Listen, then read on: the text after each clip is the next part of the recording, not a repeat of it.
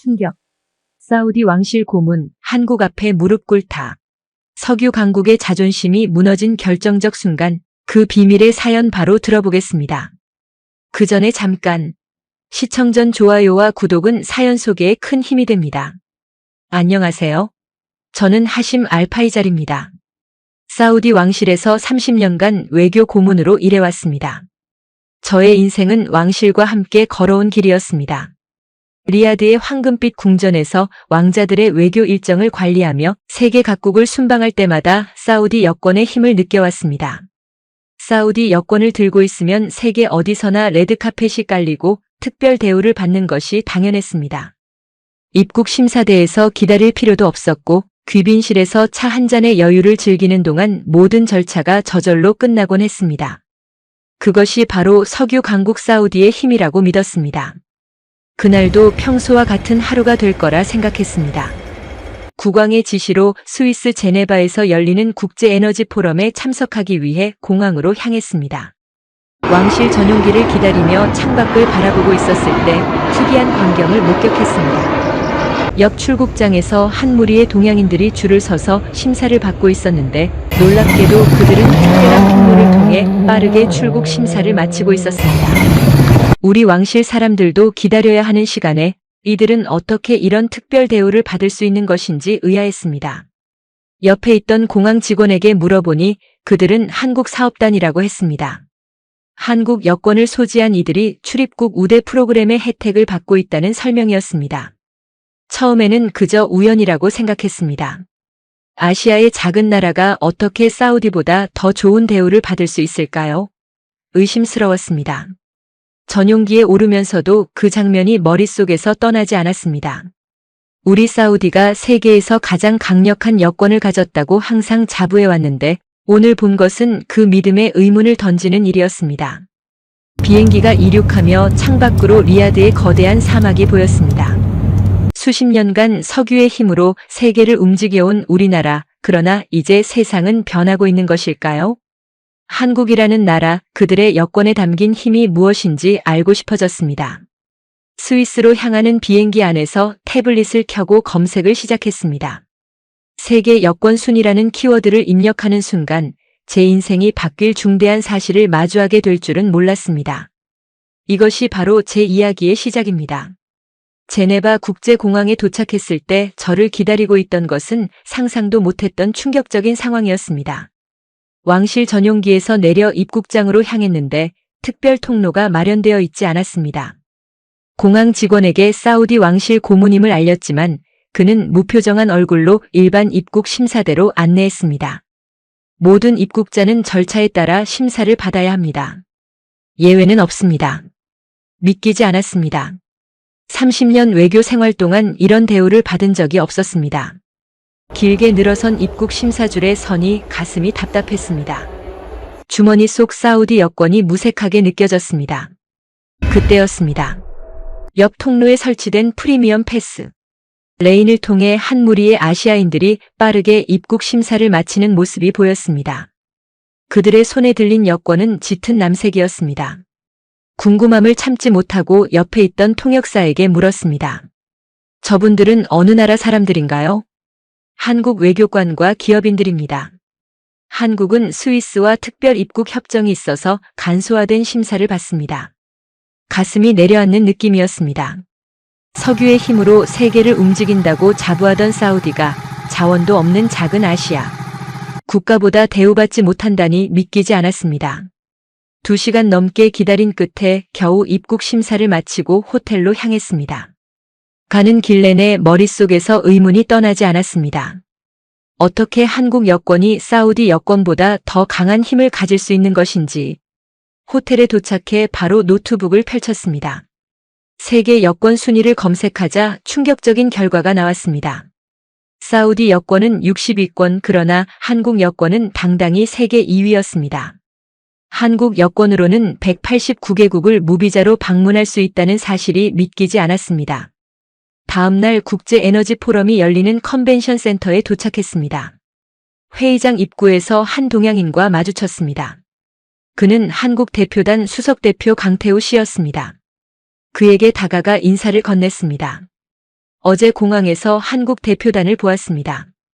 특별 입국 심사를 받더군요. 강태우 씨는 겸손하게 미소 지었습니다. 그와의 대화 중에 저도 모르게 질문했습니다. 어떻게 한국 여권이 세계 최상위권이 될 수 있었습니까? 그의 답변은 간단했지만 깊은 울림이 있었습니다. 석유는 한정되어 있지만 사람의 가능성은 무한합니다. 우리는 자원 대신 사람에 투자했습니다. 회의장으로 들어가는 그의 뒷모습을 바라보며 처음으로 사우디의 미래에 대한 불안감이 몰려왔습니다.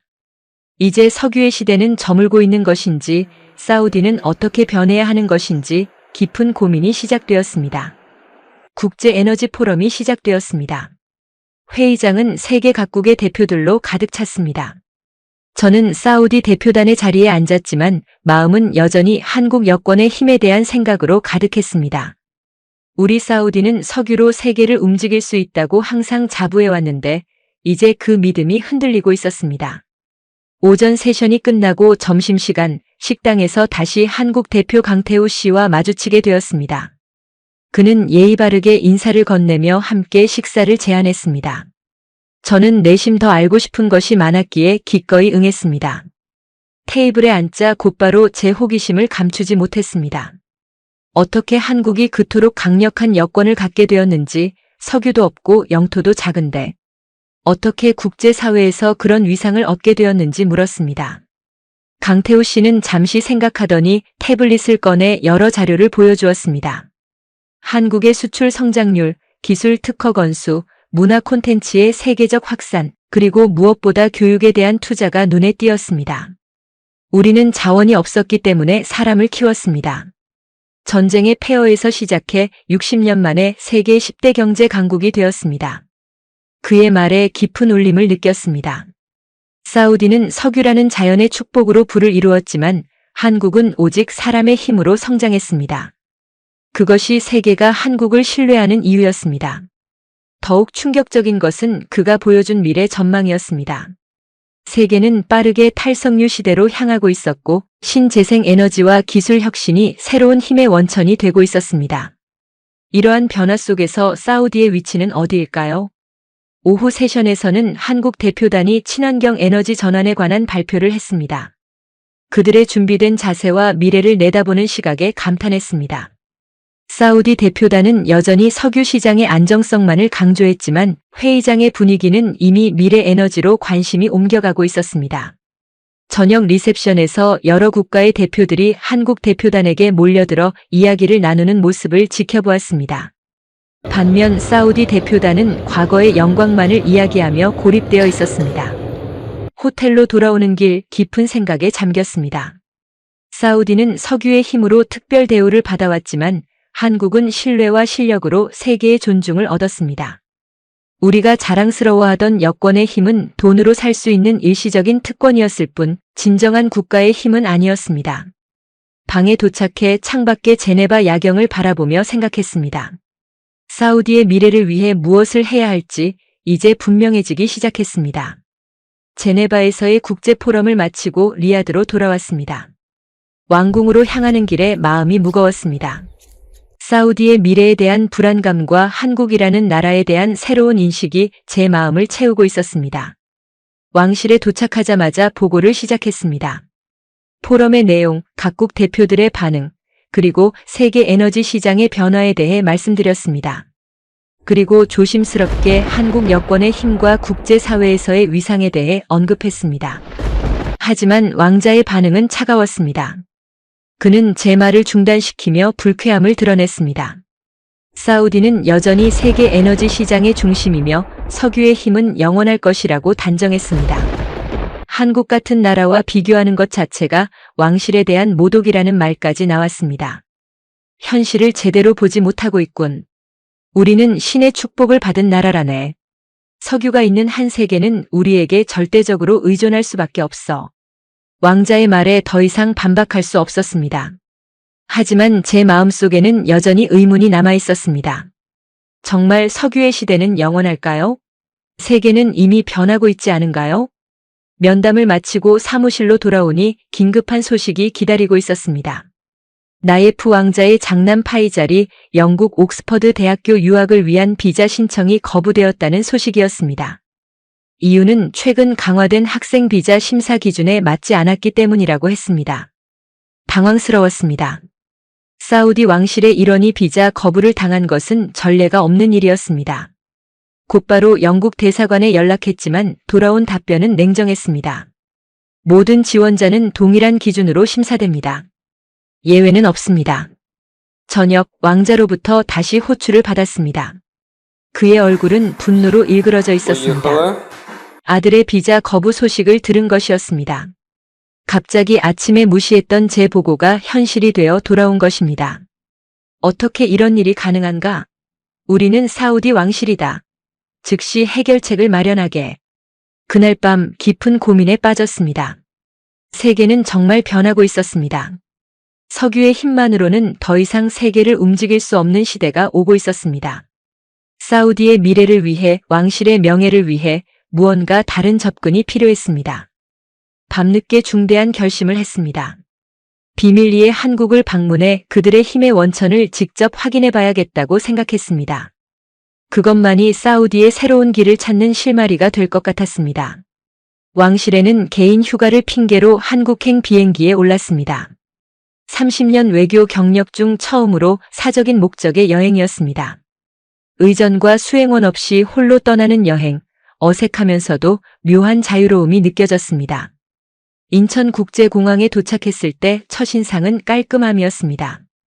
넓고 정돈된 공항, 질서정연하게 움직이는 사람들, 최첨단 시스템으로 운영되는 입국 심사대가 놀라웠습니다. 더 놀라운 것은 제가 일반 입국자로서 줄을 서야 했지만 자동화된 시스템 덕분에 10분도 채 걸리지 않아 심사를 마쳤다는 점이었습니다. 공항에서 서울로 향하는 고속열차에 올랐습니다. 창밖으로 보이는 한국의 풍경은 예상과 달랐습니다. 울창한 산과 현대적인 도시가 조화롭게 공존하는 모습이 인상적이었습니다. 열차는 정확히 시간을 지켜 서울역에 도착했습니다. 호텔에 짐을 풀고 바로 강태우 씨에게 연락했습니다. 제네바에서 교환한 명함을 통해 연락처를 알고 있었습니다. 강태우 씨는 제 방문에 놀라면서도 기꺼이 만남을 수락했습니다.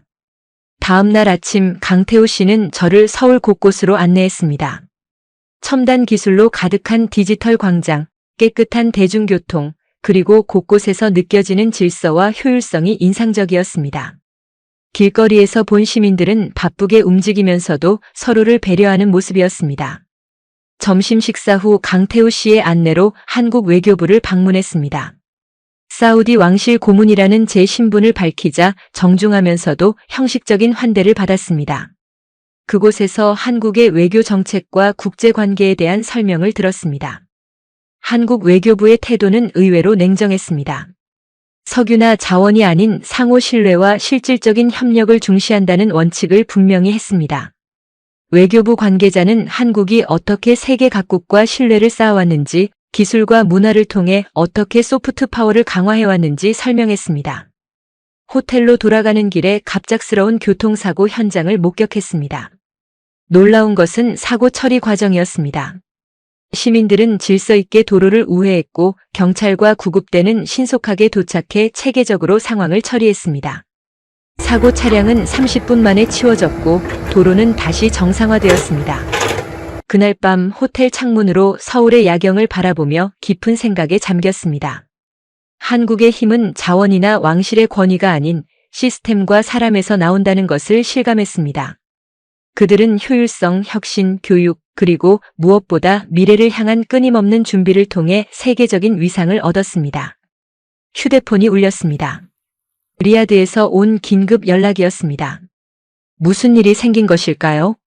휴대폰에 뜬 리야드 궁정의 급한 연락은 사우디 국내 상황에 관한 심각한 소식이었습니다. 중동 지역에 급속도로 퍼지고 있는 새로운 형태의 호흡기.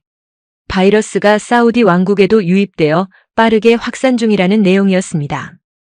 이미 수백 명의 감염자가 발생했고 사우디의 의료 체계가 이에 대응하는 데 한계를 보이고 있었습니다.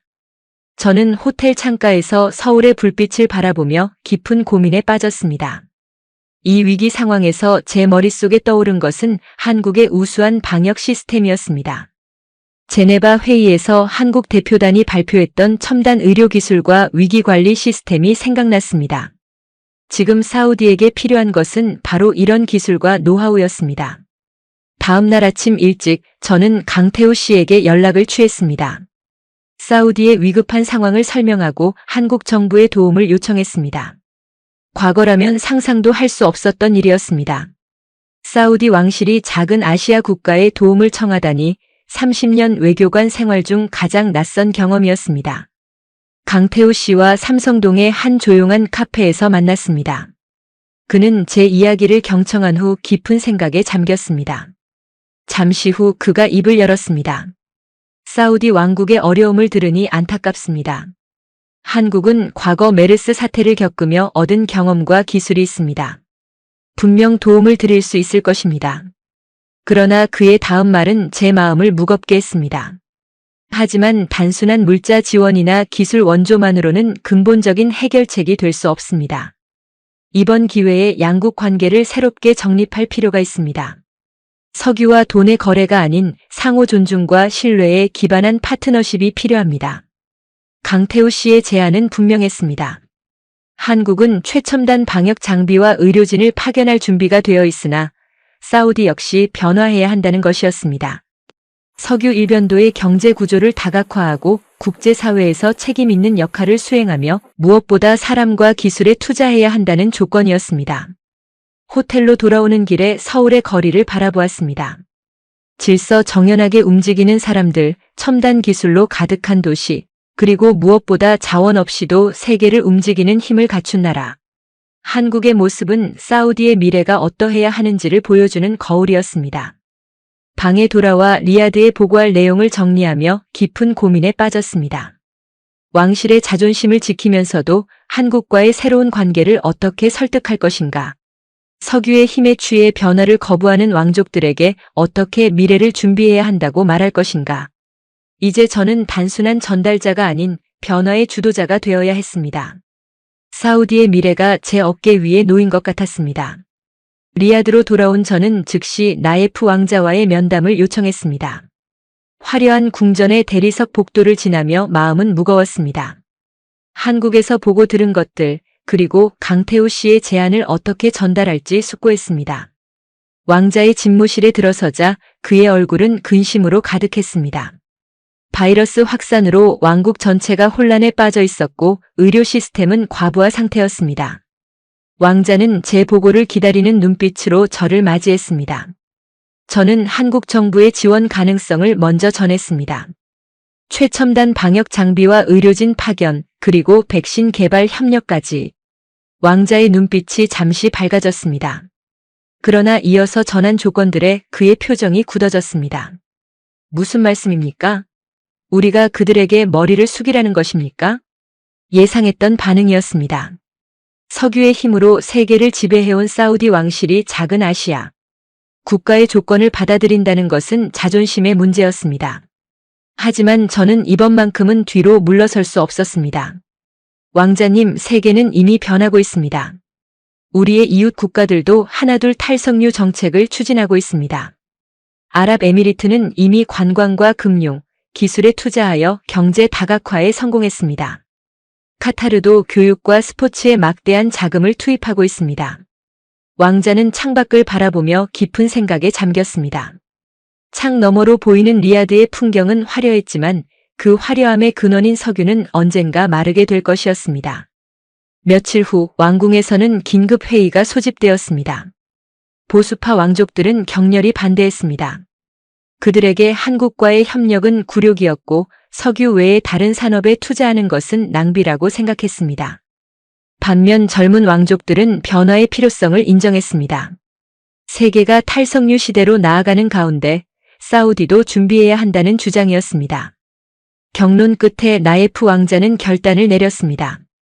한국과의 협력을 추진하고 사우디 비전 2040이라는 새로운 국가 발전 계획을 수립하기로 했습니다. 석유 의존도를 낮추고 기술, 문화, 관광, 교육에 투자하여 사우디의 미래를 준비한다는 내용이었습니다. 이 결정은 왕실 내에 큰 파장을 일으켰습니다. 보수파의 반발로 제 지위는 위태로워졌고 심지어 왕실 고문직에서 해임을 요구하는 목소리도 높아졌습니다. 하지만 저는 흔들리지 않았습니다. 사우디의 미래를 위해 그리고 우리 자녀들의 미래를 위해 이 변화는 필연적이었습니다. 한국과의 협력 협정이 체결되던 날 리야드 상공에는 변화의 바람이 불어오고 있었습니다. 한국과의 협력 협정 체결 이후 1년 사우디 리야드 교외에는 중동 최대 규모의 첨단 기술 산업단지가 우뚝 솟아올랐습니다. 사막의 모래바람 속에서 첨단 빌딩들이 빛나는 모습은 마치 신기루 같았지만 이것은 분명한 현실이었습니다. 킹 살만 테크노밸리라 명명된 이 산업단지에는 한국의 선진 기술과 사우디의 자본이 결합하여 중동의 실리콘밸리를 만들어가고 있었습니다. 왕실에서의 제 역할도 크게 변화했습니다. 이제 저는 국제협력 및 미래산업 특별자문관이라는 새로운 직책을 맡게 되었습니다. 과거의 외교적 의전과 수행이 아닌 실질적인 국가 변혁을 이끄는 중책이었습니다. 보수파 왕족들의 반발은 여전했지만 바이러스 위기를 한국의 도움으로 극복한 경험은 그들의 목소리를 약화시켰습니다. 산업단지 내 한국-사우디 공동연구센터에서 매주 열리는 회의는 제게 새로운 세계를 열어주었습니다. 한국에서 파견된 전문가들과 함께 일하며 석유가 아닌 지식과 기술이 미래의 자원임을 실감했습니다. 특히 젊은 사우디 학생들이 한국 엔지니어들과 함께 연구하는 모습은 가슴 벅찬 희망을 안겨주었습니다. 교육 시스템의 개혁도 빠르게 진행되었습니다.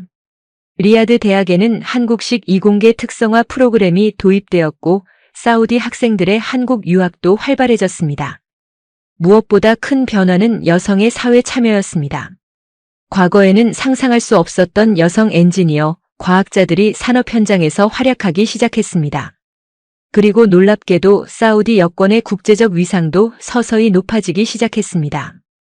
국제 신뢰도 지수에서 사우디의 순위가 상승했고 무비자 입국 가능 국가도 증가했습니다.